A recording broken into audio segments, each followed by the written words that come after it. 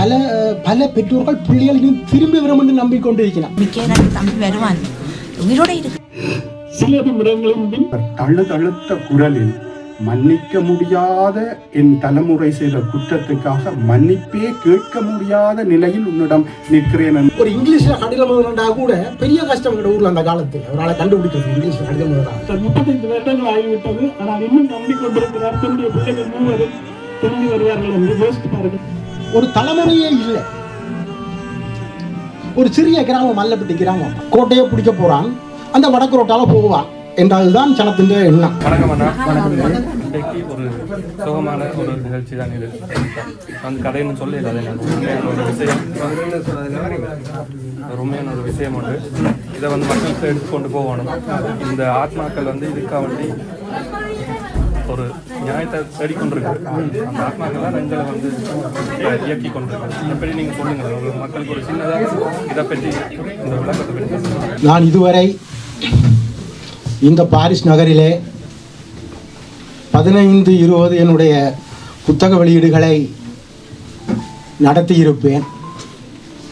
அவை நாவல்கள், சிறுகதை தொகுப்புகளை வெளியிட்டிருப்பேன். அப்பொழுதெல்லாம் ஒரு மிகுந்த உற்சாகத்தோடு அந்த நிகழ்வுகளை நாங்கள் வடிவமைப்பது உண்டு. ஆனால் இந்த புத்தகம் வெளியிடும் சூழல் அத்தகையது அல்ல.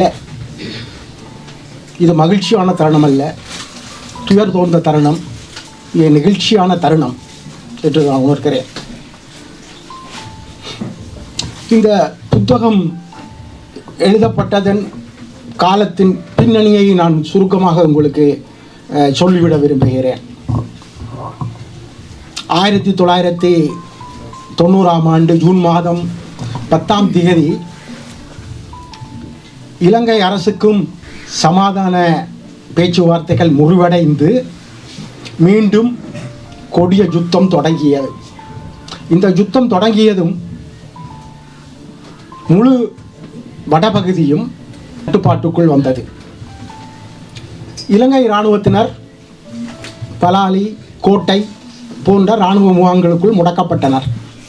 இதிலே ஜாழ் கோட்டை முகாமுக்குள் இராணுவத்தினரும் போலீசாருமாக 172 பேர் இருந்தார்கள். கோட்டையை சுற்றி முற்றுகையிட்டு கோட்டையை கைப்பற்றுவதற்காக போரிட்டு கொண்டிருந்தார்கள். உள்ளே சிக்கியிருந்த படையினருக்கு எந்த விதமான உதவிகளோ வழங்கல்களோ கிடைக்க முடியாதவாறு மிக பலமான முற்றுகை. கிட்டத்தட்ட 2 மாதங்கள் கழித்த நிலையிலே அப்போதைய இலங்கையின் பாதுகாப்பு அமைச்சர் ரஞ்சன் விஜயரத்ன நான் கோட்டையை செஞ்சிலுவை சங்கத்திடம் ஒப்படைக்க தயார் என்று பத்திரிகைகளிலே அறிக்கை கொடுத்தார். அதையும் நான் இந்த நூலிலே பதிவு செய்திருக்கிறேன். ஒருபுறம் செஞ்சிலுவை சங்கத்திடம் கோட்டையை ஒப்படைக்க தயார் என்று அறிக்கை கொடுத்து கொண்டே மறுபுறத்தில் மிக பெரிய ஒரு இராணுவ நடவடிக்கைக்கு இலங்கை அரசாங்கம் திட்டமிட்டது. அந்த நடவடிக்கையின் பெயர் தான் ஆபரேஷன் திரிவித பலய. இதனுடைய அர்த்தம் கடற்படை, தரைப்படை, விமானப்படை 3 படைகளின் கூட்டுப்படை நடவடிக்கை.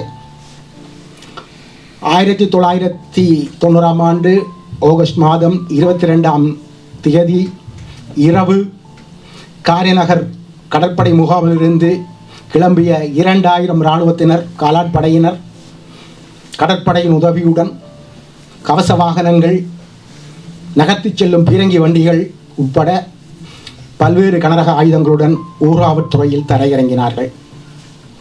அப்பொழுது தீவு பகுதிக்குள் இருந்த மிக சொற்ப இராணுவத்தினுடைய நகர்வு கோட்டையை கைப்பற்றுவதற்கு ஊராவத்துறையில் தரையிறக்கமாக இருக்காது என்று கருதியதால் அவர்கள் பலமாக இருக்கவில்லை. அவர்கள் பின்வாங்கி கொண்டிருந்தார்கள்.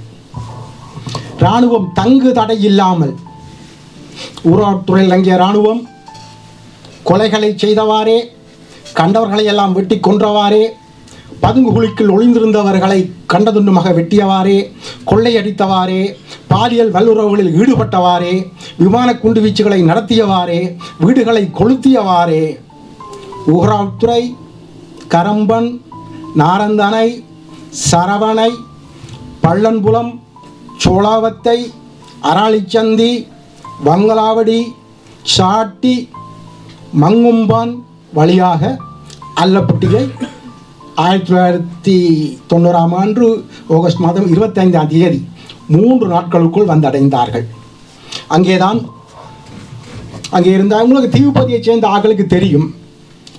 நாங்கள் என்ன நினைப்போம், தீவுப்பதி ஆக்களை ஓகே ஊராத்துறையில் இறங்கிட்டான் ஆமி, கோட்டையை பிடிக்க போகிறான், அந்த வடக்கு ரோட்டால் போவான் என்றதுதான் சனத்தின் எண்ணம். அப்போ சனங்களெல்லாம் வடக்கு ரோட்டை விட்டு ஒதுங்கி தெற்கு கடல் பக்கமாக ஒதுங்கி இருந்தது.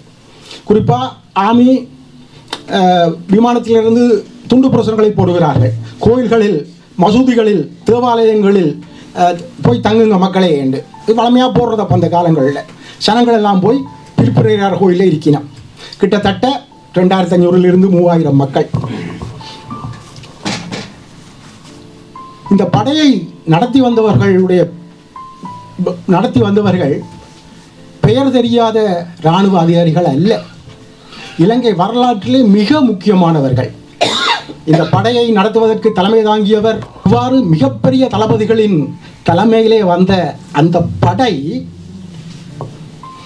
அல்லைப்பட்டி பிலிப்பினார் கோயிலிலே தஞ்சமடைந்திருந்த 15 வயதிற்கும் 40 வயதிற்கும் இடைப்பட்ட அத்தனை அப்பாவிகளையும் அடித்து உதைத்து பிடித்து சென்று பனை கைதிகளாக்கி அவர்களை கடலிலே இறக்கி முன்னே நடக்க விட்டு அதன் பின்னால் மண்டைதீவுக்கு சென்று அங்கே மண்டைதீவிலே கிட்டத்தட்ட 1 மாதம் இருந்து மண்டைதீவில் இருந்து படகு மூலம் 28 படகுகளில் கோட்டைக்கு சென்று அங்கே இருந்த இராணுவத்தினரை மீட்டுக்கொண்டு திரும்பி சென்றார்கள். திரும்பி செல்லும் பொழுது அவர்கள் பணையக்கதிகளாக பிடித்து வைத்திருந்தவர்களில் 72 பேர் காணாமலாக்கப்பட்டார்கள். இந்த நடவடிக்கையிலே ஒட்டுமொத்தமாக தீவு பகுதியிலே 163 பேர் கொல்லப்பட்டார்கள். அவர்கள் அனைவருடைய பெயர், வயது, ஊர் போன்ற விவரங்களை நான் இந்த நூலிலே குறிப்பிட்டிருக்கிறேன். காணாமல் போன எல்லோருடைய புகைப்படமும் கிடைக்காவிட்டால் கூட 45 பேருடைய புகைப்படங்கள், அவர்கள் மற்ற எல்லோரும் கைது செய்யப்பட்ட இடம், கைது செய்யப்பட்ட நாள் உட்பட இந்த விவரங்களை நான் திரட்டி இந்த நூலிலே ஆவணமாக்கி இருக்கிறேன். இது தனி ஒரு மனுஷனாக என்னால் இது சாத்தியமான விஷயம் அல்ல. இதற்கு நிறைய பேர் எனக்கு உதவி செய்தார்கள். குறிப்பாக இந்த சம்பவம் நடந்தபோது 1990 நான் பிறந்த கிராமமான அல்லைப்பட்டிக்கு இராணுவம் வந்தபோது நான் அப்பதான் 1 வருஷத்துக்கு முன்னுக்கு தான் அல்லப்பட்டி விட்டு வெளியேறியிருந்தேன். இந்த IPKF பிரச்சனையால் வெளியேறியிருந்தேன். தடுப்பு சட்டத்தின் கைது செய்யப்பட்டு இந்த சம்பவம் நடக்கும்போது நான் மாற சிறைச்சாலையில், கொழும்புக்கு அருகில் இருக்கக்கூடிய மாற சிறைச்சாலையில் நான் அப்பொழுது கைதியாக இருந்தேன். இப்படி நடந்த விஷயம் ஒன்றும் எனக்கு தெரியாது. நான் செப்டம்பர் மாதம் வெளியால் வந்த பிறகு தான், விடுதலாகி வந்த பின்பு தான் 1-2 செய்திகள் எனக்கு தெரிய வந்தன.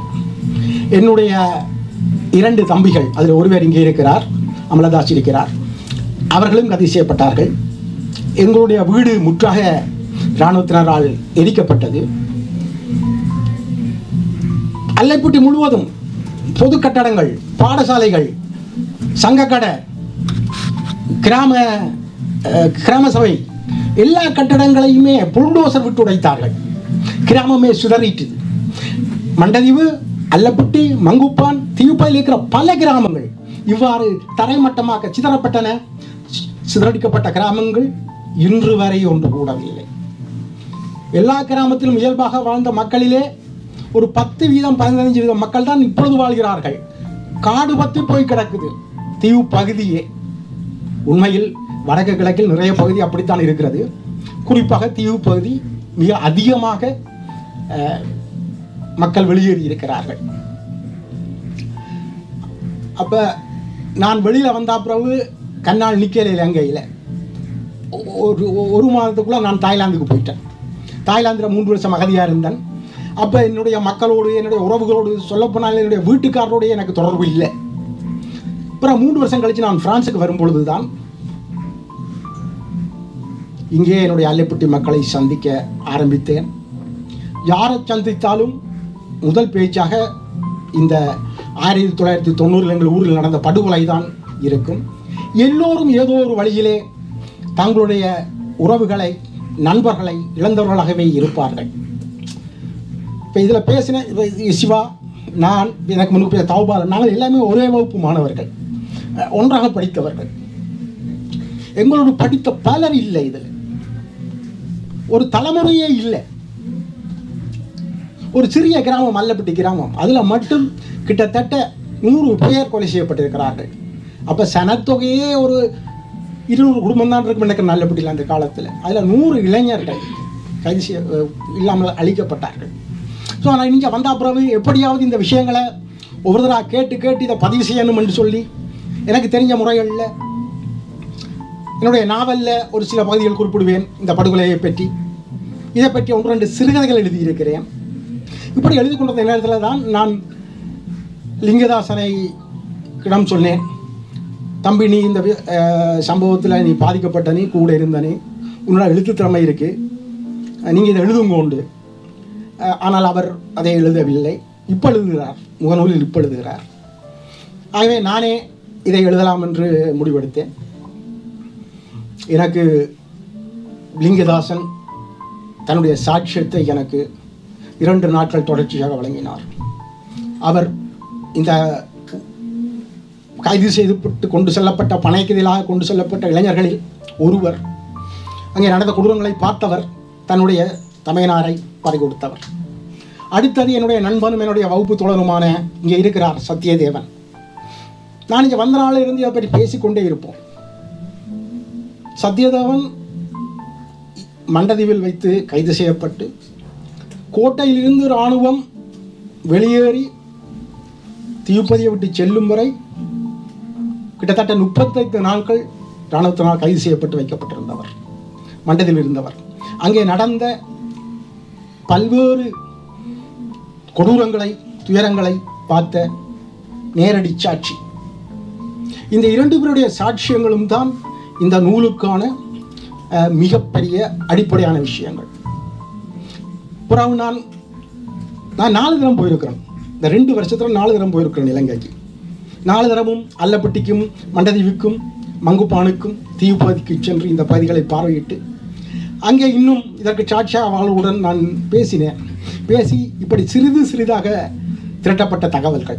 இந்த தகவலை திரட்டுவதற்கு லிங்கதாசன், சத்யதேவன், சிவா, என்னுடைய தம்பி அமலதாஸ், இன்னும் இலங்கையில் இருக்கும் நண்பர்கள், இவர்கள் மூலம்தான் தகவல்களை திரட்டினேன். இவர்கள் மூலம்தான் இறந்தவர்களுடைய புகைப்படங்கள் எனக்கு கிடைத்தன.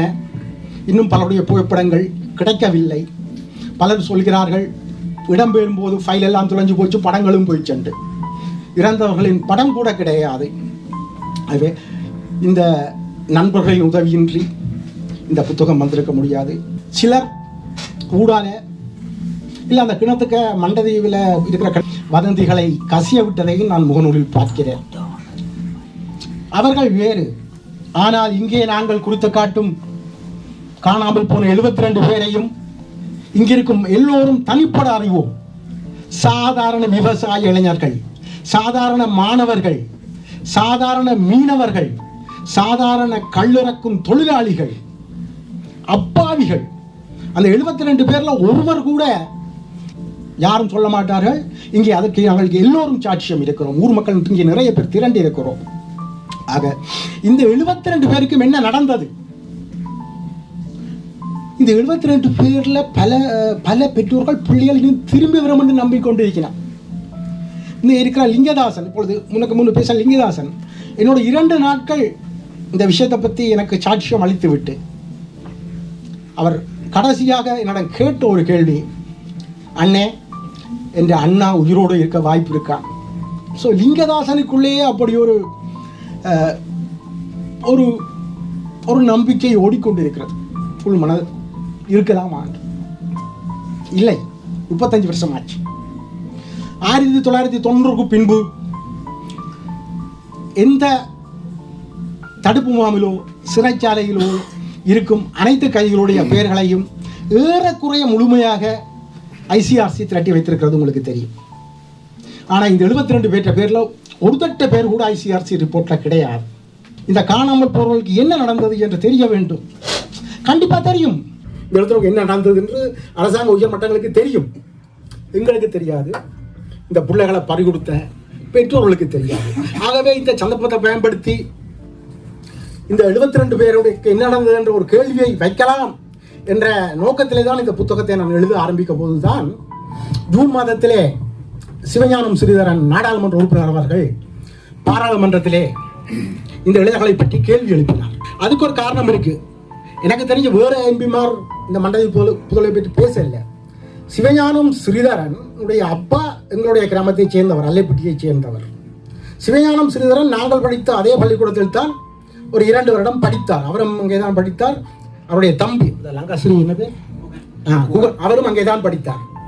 ஸோ சிவஞானம் ஸ்ரீதரனுடைய நிறைய உறவினர்கள் இந்த சம்பவத்திலே பாதிக்கப்பட்டிருக்கிறார்கள். ஆகவே அரசியலுக்கு அப்பாற்பட்டு உணர்வுபூர்வமாகவும் சிவஞானம் ஸ்ரீதரன் இந்த விஷயத்தில் இறங்கினார். செவி வழி செய்திகள், செவி வழி செய்திகளை நம்பி நாங்கள் நடவடிக்கை எடுக்க முடியாது. இதற்கான ஆதாரங்கள் சமர்ப்பிக்கப்பட வேண்டும். இது குறித்து வழக்கு தொடுக்க வேணும். நீதிமன்றம் உத்தரவிடாமல் எங்களால் ஒன்றும் செய்யலாது என்று நீதித்துறை அமைச்சர் சொன்னார். அதற்கு பின்புதான் நான் மேலும் உத்வேகம் பெற்று ஆதாரங்களை திரட்ட ஆரம்பித்தேன். பெரிய ஆதாரம் என்றா 90ஆம் ஆண்டு நடந்தது. அப்போ ஊடகங்கள் இல்லை. இந்த தீவுப்பதிக்க நடந்தது சுத்தவர யுத்த சூழல், செய்திகள் வெளியில செல்ல இல்லை. அந்த நேரத்தில் அப்போ அங்கே வந்த முரசொலி, உதயன் போன்ற பத்திரிகைகளிலே சின்ன செய்திகள் தான் வந்துச்சு. ஏன்னா முழுமையாக செய்திகள் போய் சேரையில் அந்த பக்கத்துக்கு செய்திகள் செல்லவில்லை ஜாப்பான நிலப்பரப்புக்கு.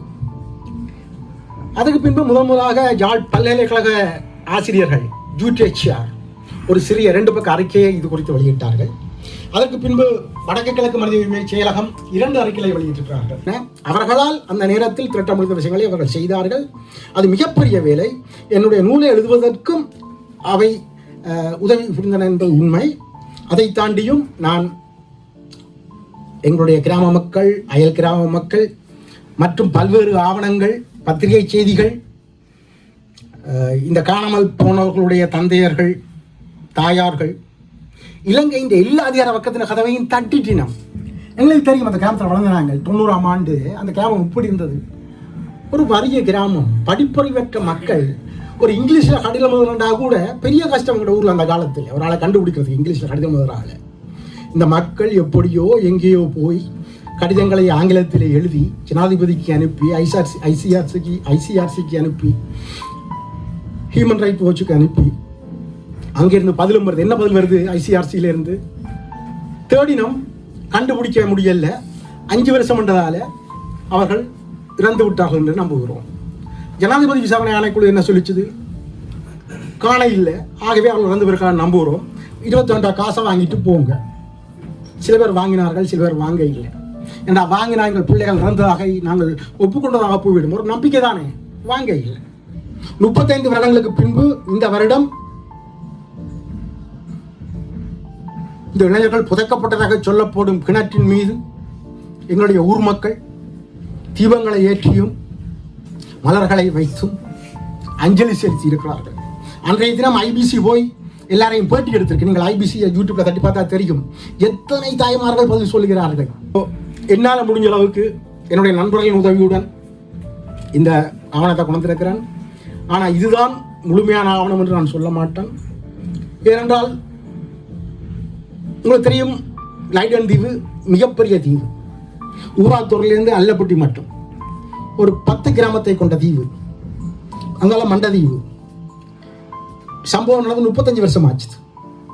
இந்த விஷயங்களை திரட்டுறதுன்றது ஒரு அரசாங்கம் செய்ய வேண்டிய விஷயம், அல்லது ஏதாவது ஒரு பெரிய யூஎன்ஹெச்ஆர் மாதிரி ஒரு அமைப்பு இறங்கி செய்ய வேண்டிய விஷயம்.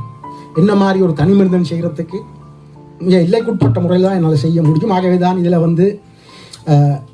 இந்த பட்டியல்களை, இறந்தவர்களுடைய பட்டியலை கொடுக்கும் பொழுது, காணாமற்பட்டவர்களுடைய பட்டியலை கொடுக்கும் பொழுது குறைந்தது இவ்வளவு பேர் என்று கொடுத்திருக்கிறேன். நிச்சயமாக இதற்கு அதிகமாகவும் இருக்கலாம். அவ்வளவுதான் நண்பர்களே.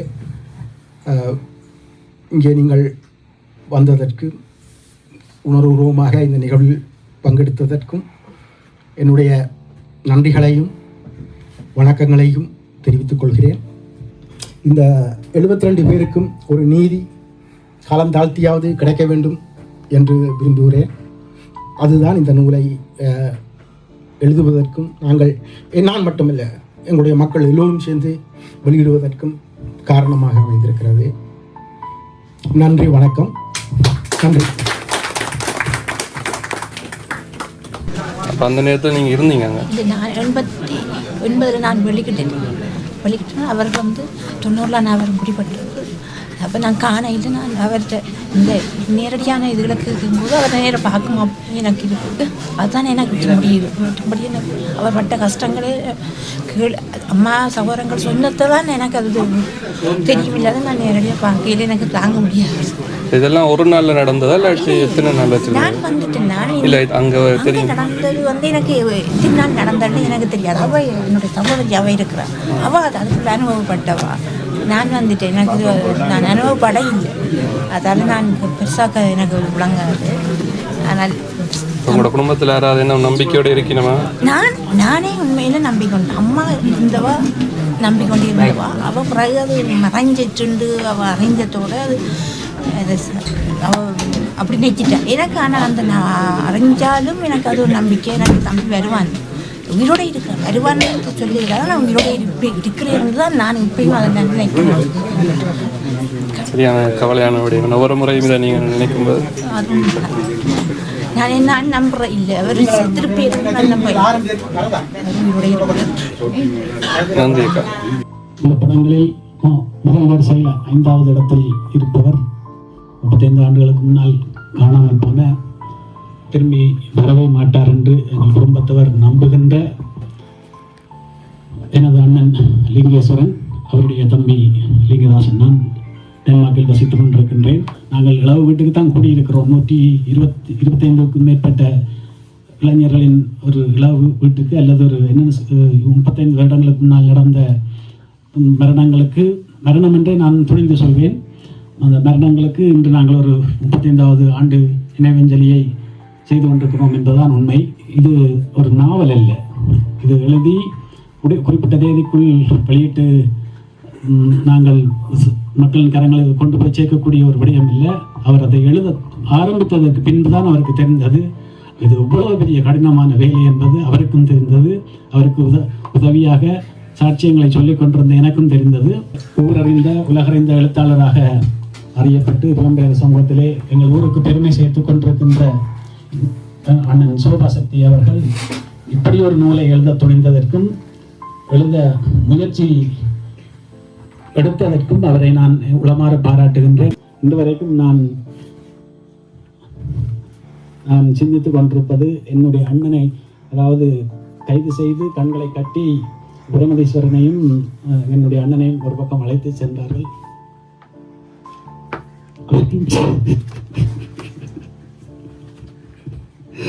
சில நிமிடங்களின் பின் வெடிச்சத்தங்கள் கேட்டது. 15 வயது சிறுவன் அவனை கயிறுகளால் கட்டிவிட்டு அவனை அடித்தார்கள். நான் சொன்னேன், sir, he doesn't know there is somebody hiding in the boat, please release him sir என்று சொல்ல எனக்கு இன்றையும் போட்டு அடிக்கடி நடித்து மிதிமிதியன் விதித்தார்கள். அதன் பின் நான் விலகிக் கொண்டேன். இவர்களிடம் கருணைக்காக வேண்டி நிற்பது அல்லது மற்றது அவர்களுக்கு புரியவில்லை. நான் என்ன சொல்கிறேன் என்பது அவர்களுக்கு புரியவில்லை. அதனால் தான் என்னை அடித்தார்கள். ஆங்கிலமாக பேசுகிறான் என்ற தமிழன் ஆங்கிலம் பேசினவங்களுக்கு இன்னும் கடுப்பாகும். அப்போ அதுக்காக என்னை அடித்தார்கள்.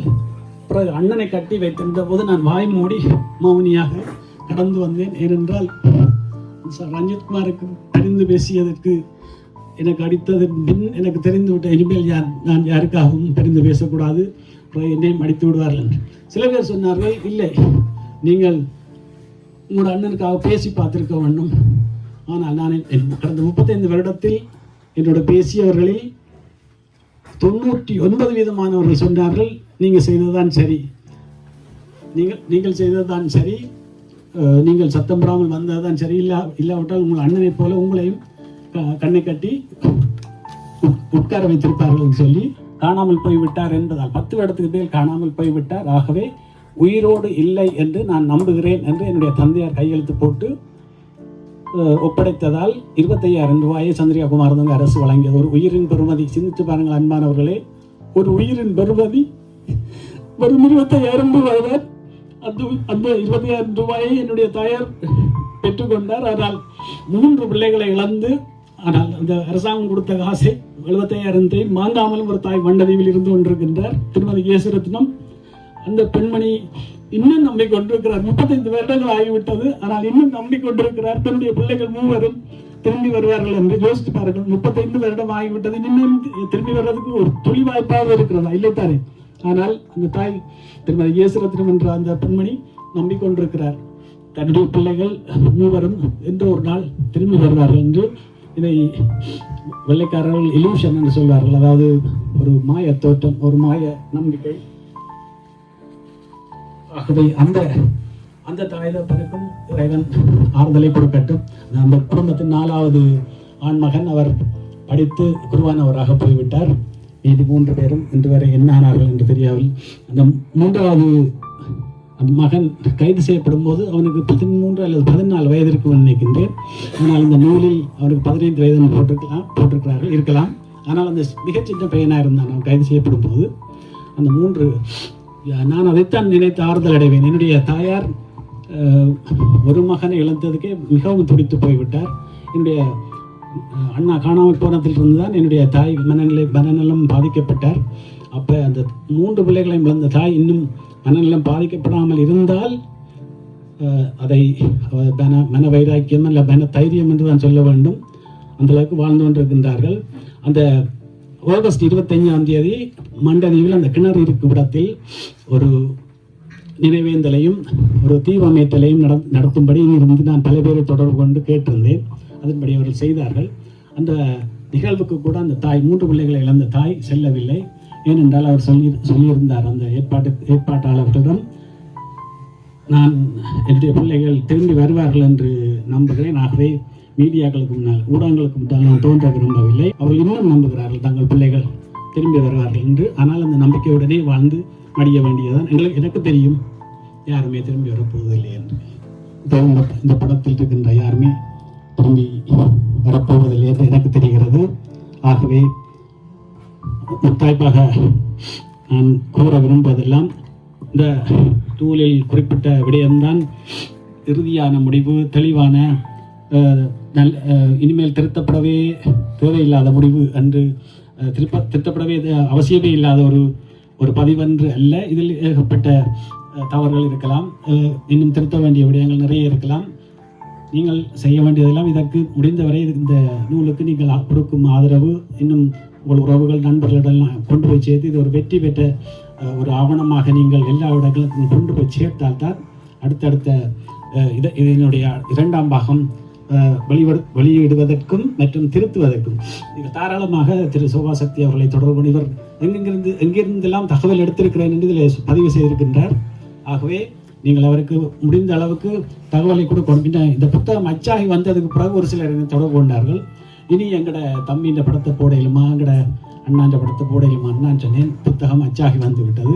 ஆனால் இதுவே இறுதி அல்ல, இது திருத்தப்பட வேண்டிய புத்தகம். இதில் தகவல்கள் திருத்தப்பட வேண்டி இருக்கலாம், புகைப்படங்கள் உள்ளே சேர்க்கப்பட வேண்டி இருக்கலாம். ஆகவே முடிந்த அளவுக்கு நீங்கள் இதற்கு ஆதரவு கொடுத்தால்தான் 2ஆம் பாகம், அதுவும் திருத்திய பாகம் வெளிவருவதற்கு வாய்ப்பு இருக்கிறது. அண்ணன் சுபாசக்தி அவர்கள் இப்பொழுது எடுத்திருக்கிற ஒரு முயற்சி, இது வேறொரு அவருடைய உலகாலம் அவர் எடுத்திருந்த முயற்சிகளை விட இது ஒரு வித்தியாசமான முயற்சி. ஏனென்றால் உண்மையை தேடி அகழ்ந்து ஆராய்ச்சி செய்து ஒரு நூல் ஆவணம் வெளியிடுவது ஒரு மிகப்பெரிய ஒரு கடினமான வேலை. அதான் அவர் திரும்ப 7 வருஷமாக என்ன கேட்டுக்கொண்டிருந்த போது நான் ஏன் செய்யவில்லை என்றால், இது ஒரு குருவியின் தலையில் பனங்காய வைக்கிற மாதிரி ஒரு மிகப்பெரிய கடினமான வேலை. அதை நான் செய்யாமல் விட அவர் பார்த்தார். எனக்கு என்னுடைய ஆள் மனதில் கூட அடித்து பார்த்தார், தம்பி நீங்கள் இதை செய்யாமல் இருப்பது எங்களோட சமூகத்துக்கு நீங்கள் செய்கிற ஒரு துரோகம். எழுத்தாற்றல் உள்ள நீங்கள் இதை செய்யாமல் இருந்தால் நாளைக்கு எங்களோட தலைமுறைக்கு தெரியாமல் போயிடும், இப்படி ஒன்று நடந்ததுன்னு சொல்லி தெரியாமல் போயிடும். ஆகவே தயவு செய்து செய்யுங்கள் என்றார். இது என்னுடைய சகோதரனுக்காக மட்டுமல்ல, இதில் இருக்கிற அத்தனை பேருக்காகவும் நான் கண்டிப்பாக இதில் கலந்து கொள்ள வேண்டும். இது 125 பேருடைய ஒரு நினைவஞ்சலி விழா, நினைவேந்தல் ஆகவே அதில் கண்டிப்பாக கலந்து கொள்ளணும் என்று முடிவெடுத்தேன். அதனால் வந்தேன். எந்த வித தயார்படுத்தல் பேச்சு ரெடிதானே என்று கேட்டார். நான் சொன்னேன் ஆம் தயார். பேச்சு என்ன பேச்சுக்கு இதுக்கெல்லாம் தயார்படுத்த தேவையில்லை. இது உள்ளத்திலிருந்து ஆன்மாவிலிருந்து வருவது. இதுக்கெல்லாம் தயார்படுத்த தேவையில்லை. மீண்டும் ஒரு முறை அண்ணன் சோபாசக்தி அவர்களுக்கு எங்கள் ஊர் மக்கள் சார்பாகவும் தீவுப்பகுதி மக்களின் சார்பாகவும் என்னுடைய உளமார்ந்த பாராட்டுகளை தெரிவித்து அழைத்து என்னை இந்த இடத்தில் பேச வைத்த அத்தனை பேருக்கும் நன்றி பாராட்டி விடைபெறுகின்றேன். நன்றி, வணக்கம். கதை வந்து உங்களுக்கு தெரியுமா? முதல்ல உண்மையிலே இந்த வரலாறு அந்த நேரத்தில் நாங்கள் இல்லை, நாங்கள் இங்கே வெளிநாட்டுக்கு வந்துட்டோம். ஆனால் அதை கேள்விப்பட்ட நாங்கள் எங்களோட ஊர் சார்ந்து தான் எங்களோட ஊரில் கடந்து தான் இந்த அல்லப்பட்டி மண்டலத்துக்கு போய் கொண்டு வந்தது இராணுவம். இது உண்மை சம்பவம். மற்றது உண்மையான ஒரு சம்பவத்தை வரலாற்றாக தம்பி பதிஞ்சிருக்கு. உண்மையில் அவர் பாராட்டப்பட வேண்டிய ஒரு விஷயம். எங்களோட தீவுப்பதியில் 2 சம்பவம், ஒன்று குமுதினிப்படக்கூடிய ஒன்று நடந்தது. அதுவும் ஏற்கனவே ஒரு புத்தகவடியில் வந்திருக்கு. இது 2வது அதோட பெரிய சம்பவம். இதை இப்போ பல காலத்துக்கு பிறகு அவர் கொண்டு வந்தது வாழும் சாட்சியலாக இப்போ இருக்கக்கூடிய நேரத்தில் இதை கொண்டு வந்தது எல்லாராலும் பாராட்டப்பட ஒரு விஷயம். இப்படியான வரலாற்று உண்மைகள் எங்கள் காலத்தில் படைக்கப்படும் என்பதில் மாற்று கருத்து. நன்றி. கனடாவிலும் லண்டனிலும் வெளியாகி இருந்த நிலையில் பிரான்சிலே இன்றைய தினம் இந்த நூலை வெளியிட்டு கண்ணுக்கு தெரியாமல் காணாமல் போன அந்த எமது உறவுகளுக்காக நாம் ஒரு கணம் அஞ்சலி செலுத்தி ஆழ்ந்த அனுதாபங்களை தெரிவித்து நிற்கின்றோம். அந்த வகையிலே இன்றைய தினம் இங்கே இந்த நூல் வெளியிட்டு வைக்கின்ற நிகழ்வுக்கு வருகை தந்திருக்கின்ற உங்கள் அனைவரையும் அன்போடு அல்ல துயரோடு வரவேற்கின்ற ஒரு துர்ப்பாக்கிய நிலையிலே நான் நின்று கொண்டிருக்கின்றேன். ஏனெனில் இந்த காணாமலாக்கப்பட்டவர்களுக்குள் அயலில் எம்மோடு விளையாடிய, எம்மோடு பாடசாலை வந்த, என்னோடு ஒன்றாக சைக்கிளில் பயணித்த எனது மச்சானாகிய பத்மராசா உள்ளிட்ட, அதாவது எனது தந்தையின் தங்கையினுடைய மகன், 3 பிள்ளைகள். அவர் மூத்தவர், விவசாயம் செய்து கொண்டிருந்தவர். அவர் திடகாத்திரமான கட்டளம் காளையாக இருந்ததை பொறுக்க முடியாதோ என்னவோ அவர்கள் பிடித்து கொண்டு போய் விட்டார்கள், எரித்து விட்டார்கள் என்று கூட சொன்னார்கள். அது பற்றிய தகவல்கள் இந்த நூலிலே சோபாசக்தி இணைத்திருப்பார் என்று நான் நம்புகிறேன். நான் நூலை பார்க்கவில்லை.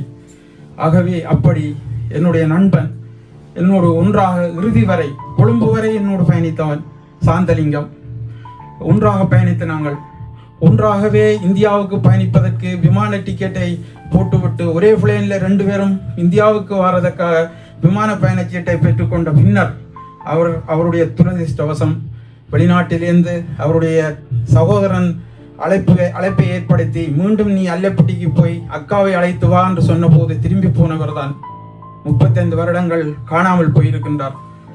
அவரை தேடி தேடி அவருடைய தாயார் பிரான்சிலே நோய்வாய்ப்பட்டு ஒரே மகன், தன் குடும்பத்தை எல்லோரும் வெளியிலே வந்து விட்டார்கள். தன் குடும்பத்தை அரணாக நின்று காப்பாற்றிய அந்த மகன் காணவில்லை என்ற அந்த தாய் நித்தமும் கண்ணீர் வடித்து மடிந்து போனார்கள். இப்படி எத்தனையோ பேர் இந்த துன்பியலுக்கு உள்ளாக்கப்பட்டு துடித்து கொண்டிருக்கிறார்கள். இந்த கட்டத்தில் தான் இவர்கள் பற்றிய தரவுகளை ஒன்றிணைத்து எத்தனை பேர் காணாமல் போனார்கள், எங்கு காணாமல் ஆக்கப்பட்டார்கள் என்ற இந்த அப்பாவிகளின் விவரங்களை தொகுத்து கடுமையான முயற்சியின் பலனாக ஒரு நூலாக என்னுடைய நண்பர் சோபாசக்தி அதை வெளிக்கொணர்ந்திருக்கின்றார். ஆகவே இந்த நூலை நீங்கள் ஒவ்வொருவரும் பெற்றுக்கொள்ள வேண்டும். இவர்களுடைய சோபாசக்தி நிறையவே இதில் கஷ்டப்பட்டு இந்த நூலை உருவாக்கி இருக்கிறார். இந்த நூல் பிரான்சிலே முதலிலே வெளியிடப்பட வேண்டியிருந்தது. ஆனால் நான் இலங்கையிலே 2 மாதங்கள் இருந்த காரணத்தால் அவர் என்னோடு தொடர்பு கொண்டார். மச்சான் நீ வந்தா பிறகு வெளியிடுறா என்று சொன்னார். அவரும் பிஸியானால் இப்போ 10ஆம் தேதிக்கு முதல் இதை எப்படியும் வெளியிட்டு விட வேண்டும் என்றார். நாங்கள் பெரிய மண்டபத்தை எடுத்து செய்யலாம் என்று கூட யோசித்தோம். ஆனால் மக்கள் வருவார்களா என்று தெரியவில்லை. பரவாயில்லை, இவ்வளவு கூட்டம் இங்கே நிறைந்திருக்கிறதே இந்த உணர்வுகளின் அடிப்படையில் நமக்கு ஒரு உத்வேகத்தை தருகிறது.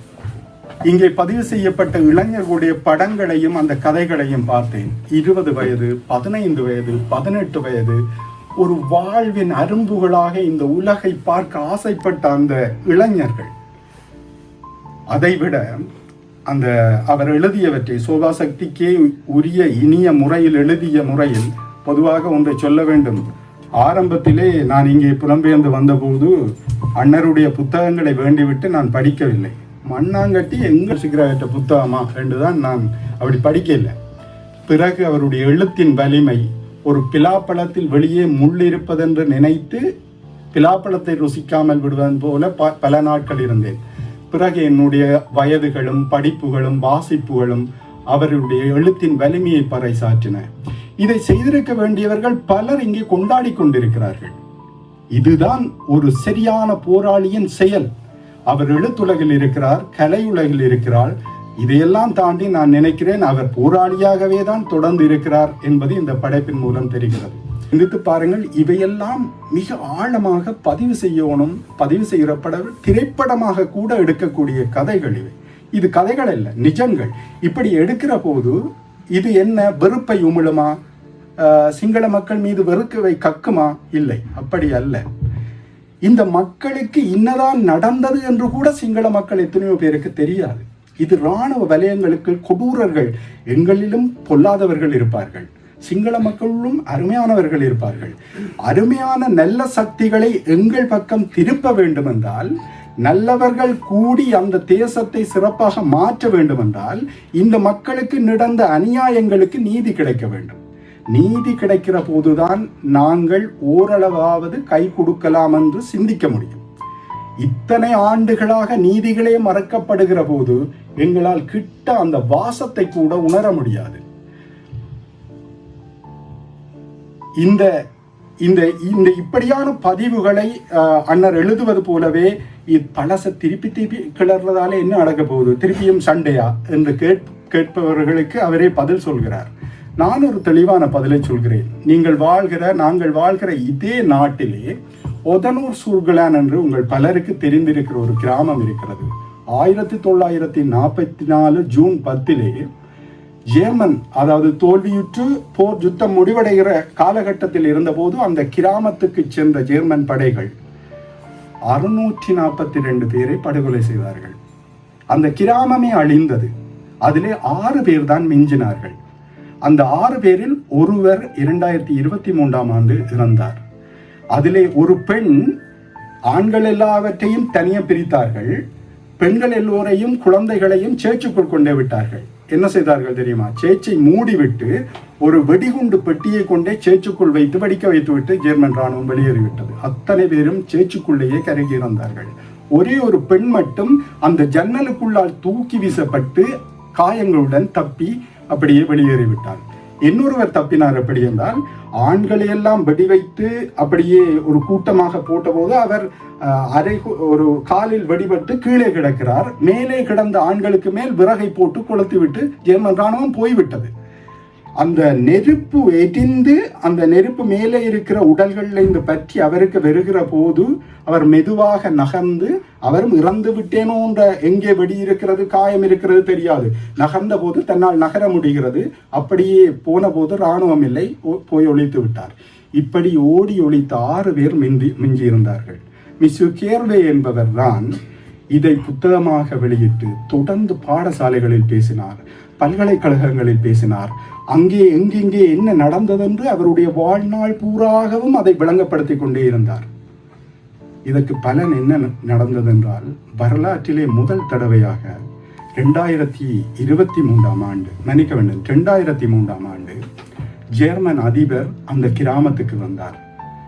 இந்த மிஸ்யூ கேர்பே ஜெர்மன் அதிபர் பிரான்சுவா ஒலாந்து எல்லாரும் இருக்கத்தக்கையாக எங்கெங்கே இராணுவம் எப்படி எங்களை கொன்றது என்று அவருக்கு விளங்கப்படுத்தினார். அந்த காட்சி உலக வரலாற்றில் முக்கியமானது. அவர் தழுதழுத்த குரலில், மன்னிக்க முடியாத என் தலைமுறை செய்த குற்றத்துக்காக மன்னிப்பே கேட்க முடியாத நிலையில் உன்னிடம் நிற்கிறேன் என்று தோளில் விழுந்து அழுதார் ஜெர்மன் அதிபர். இதுதான் வரலாற்றை மாற்றம், இதுதான் சரியான மாற்றம். நாங்கள் தடயங்களையும் இனி பிரச்சனையை கிளறவே கூடாது என்பதா, அல்லது குற்றம் செய்தவர்களே நாங்கள் செய்தது பாவம் என்று உணர வைப்பதா இந்த அமைதியையும் சமாதானத்தையும் அன்பையும் விதைக்கிற வழி என்பதை நாங்கள் சிந்தித்து பார்க்க வேண்டும். இப்படி இந்த வரலாறுகளை, எங்களுக்கு இழைக்கப்பட்ட கொடுமைகளை அன்பை விதைப்பதற்காகவாவது நாங்கள் பதிவு செய்ய வேண்டும். வரலாறு தலைமுறையாக அவை பார்வையிடப்படுகிற போதுதான் சிங்கள இளம் தலைமுறை மத்தியில் அவர்கள் செய்த தன்னுடைய தலைமுறை செய்த அகோரம் புரியும். எங்களோட லைப்ரரியை இப்போ எந்த தலைமுறை வந்தாலுமே என்ன நாங்கள் எரிச்சேன்றாங்க, ஒன்றும் இல்லைன்னு தான் ஒரு தலைமுறை கேட்கும். நிச்சயமாக ஓதனூர் சூகுலான் மாதிரி அந்த லைப்ரரியை அப்படியே வைத்து வேறு இடத்தில் செய்திருக்கணும். இது சிங்கள மக்களுக்கு கற்பிக்கப்படுற பாடம் இல்லை, உலக வரலாற்றுக்கு தமிழர்களுக்கு கூட கற்பிக்கப்படுற பாடம். ஏனென்றால் நாளை ஒரு வரலாறு மாறினால் தமிழர்கள் கூட எந்த ஒரு இனத்துக்கும் எந்த சக மனிதர்களுக்கும் இப்படியான கொடுமையை, அகோரத்தை, அக்கிரமத்தை செய்யக்கூடாது என்பதற்கான வரலாற்று சாட்சிய பதிவுகள் இவை. இது நாங்கள் தமிழர் சிங்களவர் என்பதையெல்லாம் தாண்டி ஒரு மனிதன் இந்த உலகத்திலே, இந்த பூமியிலே வாழ்கிற ஒரே ஒரு ஜீவராசி. இந்த ஜீவராசி யாருக்கு பயப்படுகிறது என்றால் இதே தோற்றத்தோடு இருக்கிற இன்னொரு ஜீவராசிக்குத்தான். இதை கடக்க வேண்டும் என்றால் நடைபெற்ற 1958 இன்ஜினியாக படுகொலை 150 பேர் இருந்தார்கள். எங்கே ஒரு பதிவு இருக்கிறது? 150 பேருடைய பதிவு எங்கே இருக்கிறது? இதெல்லாம் யார் செய்ய போகிறார்கள்? சிங்கள அரசு ஒன்று வந்து அது தேடி திரவி எடுத்து எங்களுக்கு தரப்போகிறதா? சரியான வேலையை செய்ய வேண்டியவர்கள் நாங்கள். இந்த தலைமுறையும் கடந்து விட்டால் நீங்கள் நினைக்காதீர்கள், இந்த வரலாறு காலங்காலமாக எங்கள் வரலாறுகள் எப்படி கரைக்கப்பட்டு கொண்டு போனதோ அதே மாதிரி இந்த வரலாறும் காணாமல் போய்விடும், இந்த கதை சொல்லிகளோடு முடிந்து போய்விடும். எனவே இப்படியான ஆதார புருஷர்களை தேடி கண்டுபிடித்து வெறும் சோபாசக்தி மட்டும் செய்ய வேண்டிய காரியம் அல்ல, நாங்கள் எல்லோரும் செய்யலாம். ஆவன்னா ஒரு வசனம் எழுதக்கூடிய எல்லோரும் இதை செய்யலாம். வீடியோவில் பதிவு செய்யலாம், எழுத்தில் எழுதலாம். எங்களுக்கு என்னென்ன ஊடக வலிமை இருக்கிறதோ இதுதான் செய்ய வேண்டிய காரியங்கள். ஏனென்றால் அந்த நிஜ புருஷர்கள் இந்த உலகம் எங்குமே பரவி இருக்கிறார்கள். நாங்கள் அவற்றை செய்ய வேண்டும். இந்த உலகமெல்லாம் ஒரு அமைதியான, ஒரு நேர்மையான நீதியை இந்த மக்களுக்கும் உலகத்துக்கும் ஒரு நீதியை சரியான வழியில் கண்டடைந்த மனிதர்கள் என்று நாங்கள் எடுத்துக்காட்டாக இருக்க வேண்டும். அதற்காக உழைத்து இந்த புத்தகத்தை வளமை போலவே இப்போது நடைபெற்று கொண்டிருக்கின்ற சூழலுக்கு மிக பொருத்தமான ஒரு நூலை பொருத்தமான நேரத்தில் வழங்கிய அண்ணர் சோபாசக்திக்கு எனது அன்பை தெரிவித்து விடைபெறுகிறேன். வரலாற்று முக்கியத்துவம் வாய்ந்த ஒரு நிகழ்வு என்று தான் இதை குறிப்பிட முடியும். வடகிழக்கு மாநிலங்களை பொறுத்தவரையில் இவ்வாறான சம்பவங்கள் பல இடங்களில் நடைபெறுகின்றது. சரியான பதிவுகள் இதுவரையும் இல்லை. இப்பொழுது நண்பர் சுபாஷ் அவர்களும் எழுதிய புத்தகத்தில் முழுமையான பதிவுகளும் இல்லை என்று அவர் சொல்லியிருக்கின்றார். 2ஆம் பதிப்பு போடுவதாகவும் சொல்லியிருந்தார்.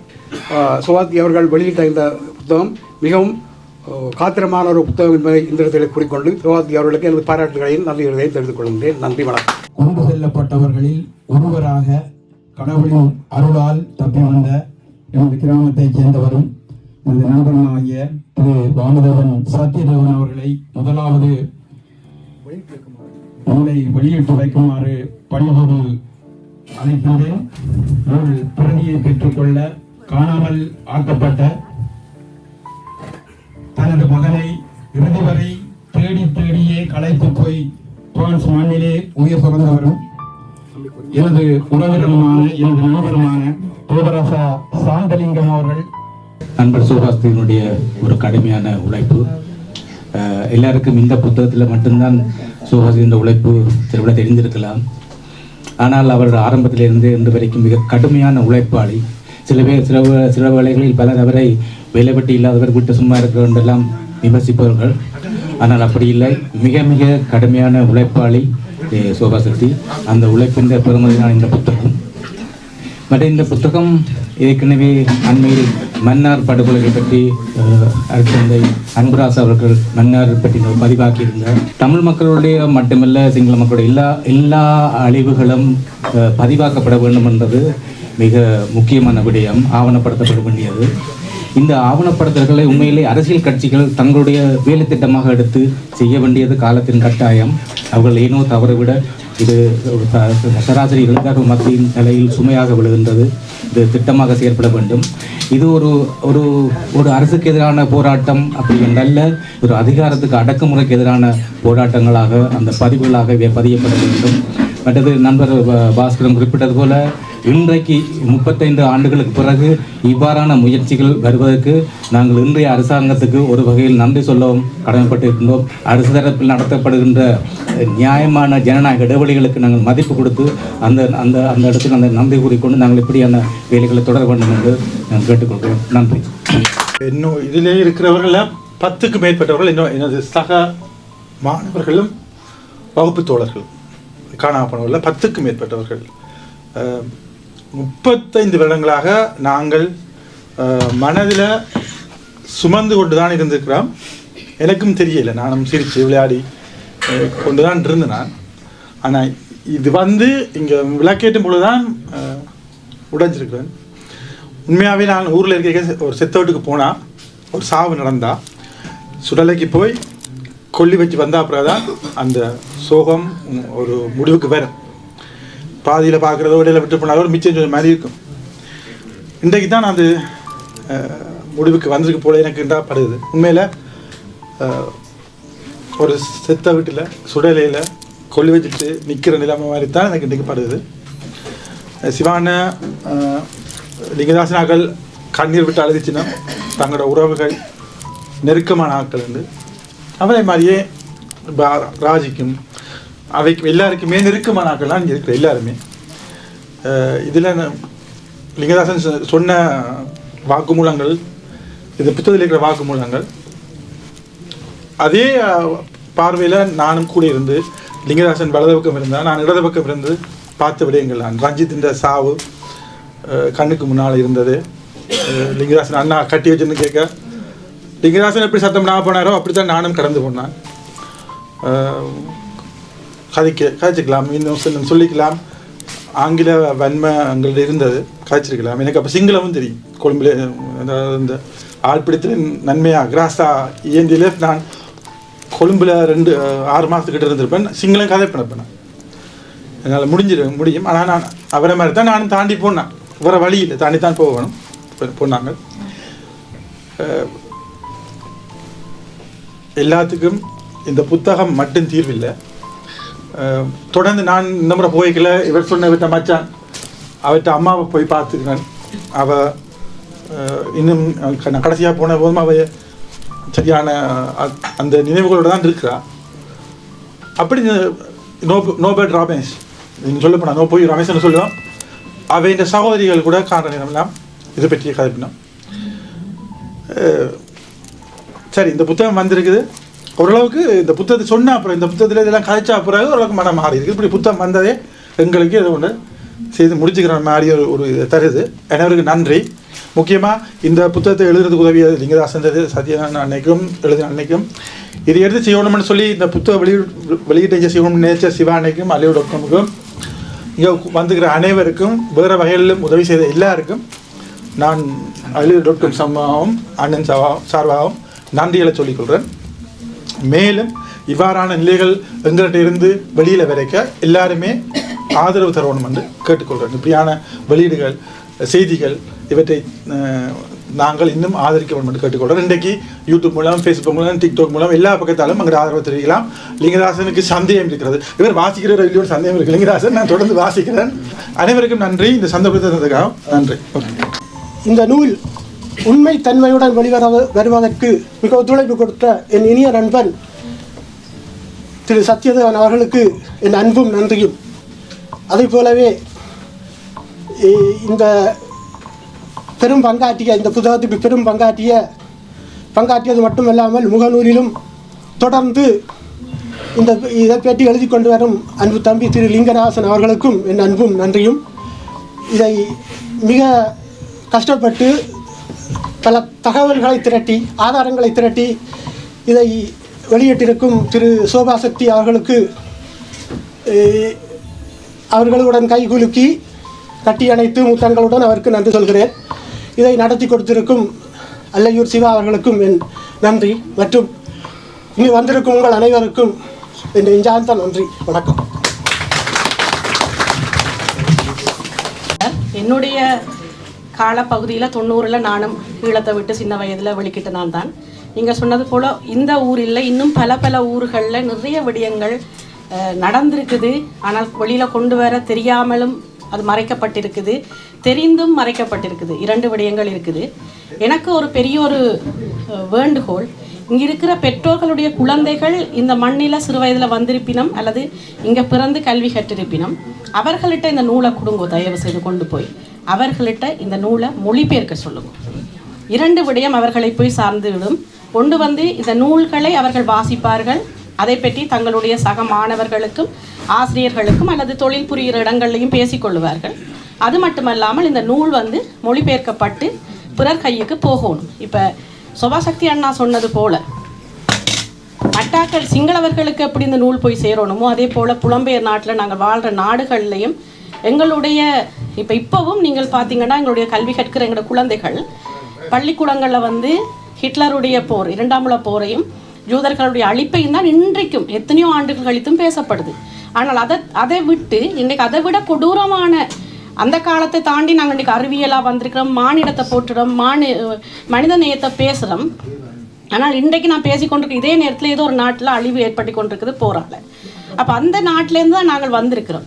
எனக்கு தெரிஞ்ச ஒரு சுபாகுருவரன் என்ற ஒரு பெண்மணி தன்னுடைய சுயசரிதை எழுதியிருந்த போது அவள் தன்னுடைய நூலை மொழிபெயர்த்திருந்தார்.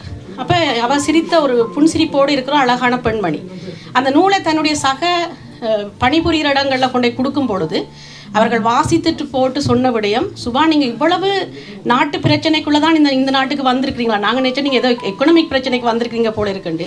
அதோட எப்போவும் நீங்கள் சிரித்த முகத்தோடு இருக்கிறதால உங்களுக்கு துன்பமே இல்லைன்னு நாங்கள் நினைச்சோம். இப்படியான ஒரு துன்பமான சூழல், துன்பமான விடயம் நாட்டில் நடந்து கொண்டிருக்குதா, ஏன் நீங்கள் பேசப்படையில்லை என்று கேட்டிருக்கணும். அப்போ நாங்கள் இங்கே இருக்கிற தொலைக்காட்சிகள்கிட்ட போய் கெஞ்ச தேவையில்லை. இன்றைக்கு எங்கள்கிட்ட எல்லார்ட்டையுமே எல்லா விடயமும் இருக்குது. அதோட மொழி தெரிந்த ஆளுமை மிக்க எங்களுடைய குழந்தைகள் எங்களோட கையில் இருக்கணும். அடுத்த ஆயுதமாக நாங்கள் ஏந்த வேண்டியது இந்த மொழியும் மற்றவர்கள்ட்ட நாங்கள் கொண்டு போய் சேர்க்க வேண்டிய விடயங்களும் தான். ஆகவே என்னுடைய தாழ்மையான வேண்டுகோள், தயவு செய்து இந்த நூலை நீங்கள் மட்டும் வாசிச்சுட்டு அடுக்கி வைக்காதீங்கோ, மட்டாக்களுக்கு கொடுங்கோ. முடிந்தால் இந்த நூலை காட்டி பக்கத்து வீட்டுக்காரர்கிட்ட இந்த விடயத்தை பற்றி பேசுங்கோ. உங்களுடைய பிள்ளைகள்கிட்ட இதை வாசிக்க சொல்லுங்கோ. முடிந்தவர்கள் சேர்ந்து இதை மொழிபெயர்க்க வெகு விரைவில் முயற்சி செய்யுங்கோ.